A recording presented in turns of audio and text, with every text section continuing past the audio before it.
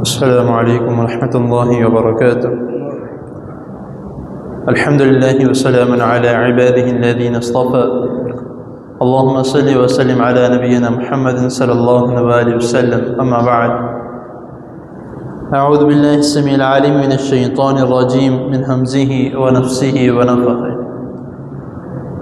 قل تعالوا اتل ما حرم ربکم، صدق اللہ العظیم۔ حضرت محترم،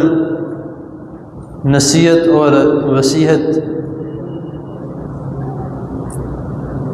ان دونوں کے متعلق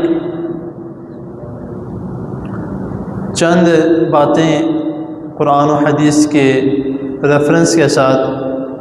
پہلے آپ کے سامنے بیان کی جا چکی ہیں۔ آگے جو ہے عربی زبان میں اللہ رب العزت نے بہت سے ایسی باتیں اور عربی زبان کے بہت سے ایسے الفاظ ہیں جو اردو زبان میں بھی استعمال ہوتے ہیں، کیونکہ اردو زبان جو ہے وہ ایک زبان نہیں ہے، 3-4 زبانیں مل کے ایک زبان اردو بنی ہے، جس میں کچھ الفاظ عربی کے بھی ہیں، کچھ الفاظ ہندی کے بھی ہیں، کچھ الفاظ فارسی کے بھی ہیں۔ تو عربی زبان میں ایک لفظ کا معنی 3-3 4-4 اردو زبان میں بنتے ہیں۔ ایک مختصر سا لفظ ہے، اس کے 3-4-5 معنی مختلف انداز میں جو ہے وہ استعمال کیے جاتے ہیں، اور یہاں تک کہ جب عربی گرامر کے متعلق پڑھایا جاتا ہے مدرسوں میں، کالجز میں بھی، یونیورسٹیز میں بھی، تو اس میں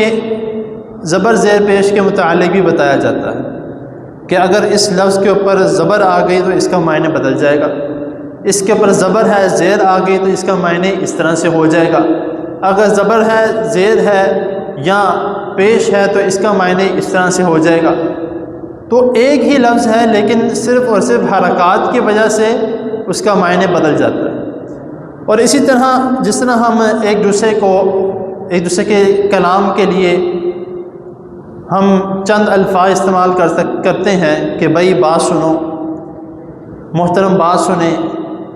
اس طرح کر کے جو ہے وہ ہم الفاظ استعمال کرتے ہیں، لیکن عربی میں ایک لفظ ہے قل۔ اگر کسی کو متعلق کوئی بات بتانی ہو، کوئی نصیحت کرنی ہو، تو وہ کہتا ہے کہ بھئی اس کو بتانے کے لیے جو ہے وہ یہ الفاظ کہہ کے آگے اس کو کہتا ہے کہ اس کو آگے یہ بات بیان کرو۔ اور اللہ رب العزت نے قرآن مجید میں بہت سے مقامات پر جہاں پہ قل استعمال کیا ہے، وہاں پر کسی نہ کسی بات کی نصیحت کے متعلق اللہ تعالیٰ نے توجہ دلائی ہے، اور نبی کریم صلی اللہ علیہ وسلم کو اس کے متعلق حکم دیا ہے کہ ان کو بتائیے۔ اب جو میں نے آپ کے سامنے ایک آیت کا چھوٹا سا مختصر سا جو ہے وہ حصہ تلاوت کیا ہے کہ قل تعالوا اتل ما حرم ربکم، اللہ تعالیٰ فرما رہے ہیں کہ نبی صلی اللہ علیہ وسلم ان کو بلائیے اور ان کو بتائیے کہ اللہ تعالیٰ نے کون کون سی چیزیں تمہارے لیے حرام کی ہیں۔ اسی طرح جہاں جہاں پر سوال کیے گئے ہیں نبی کریم صلی اللہ علیہ وسلم سے، کیونکہ کفار نے بھی بہت سے سوال کیے، صحابہ کرام رضی اللہ تعالیٰ عنہ نے بھی بہت سے سوال کیے، تو ان سوالوں کے متعلق اللہ تعالیٰ نے قرآن مجید میں ذکر بھی کیا، اور آگے پھر ان کی نصیحت کے لیے بھی اللہ تعالیٰ نے ذکر کر دیا۔ اس طرح دوسرے پارے میں سورۃ بقرہ میں آتا ہے جہاں پر سوال کیا گیا نبی کریم صلی اللہ علیہ وسلم کی یسألونک عن الاہلہ، ہم آپ سے سوال کرتے ہیں یہ چاند کے متعلق، تو ان کو بتائیے قل، یہاں پہ بھی الفاظ وہی آ گیا قل ہی مواقیت للناس والحج، کہ ان کو کہیے کہ اس سے جو ہے وہ حج کے وقت کے متعلق جو ہے وہ تم اس سے سمجھ سکتے ہو، اس کو دیکھ کے پڑھ سکتے ہو، تم آگے جو ہے اپنے وقت کے متعلق جو ہے وہ دیکھ سکتے ہو۔ آگے اس سورۃ بقرہ میں ہی پھر اس کے متعلق اس طرح کے ایک سوالات ہیں، یسألونک ماذا ینفقون، پھر وہاں پہ اللہ تعالیٰ نے فرمایا قل، ان کو بتائیے کہ خرچ کہاں پہ کرنا ہے، آپ سے خرچ کرنے کے متعلق سوال کرتے ہیں۔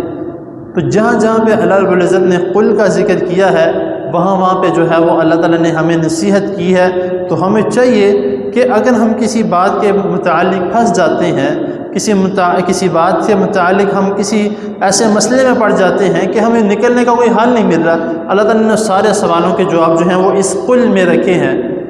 سارے سوالوں کے جواب ہمارے جہاں پہ ہم پھنس جاتے ہیں، ہم کہتے ہیں کہ ہمیں پتہ نہیں لگ رہا اس کا سوال کا جواب کیا ہوگا، ہم یہاں سے کیسے نکلیں گے، کیا کریں گے، اللہ تعالیٰ نے سارے جو ہیں وہ اس قل میں ہمیں سمجھا دیا ہے۔ یسألونک عن الانفال ہے، وہاں پہ بھی ہے کہ ان کو بتائیے کہ مال غنیمت کس طرح سے تقسیم کرنا ہے۔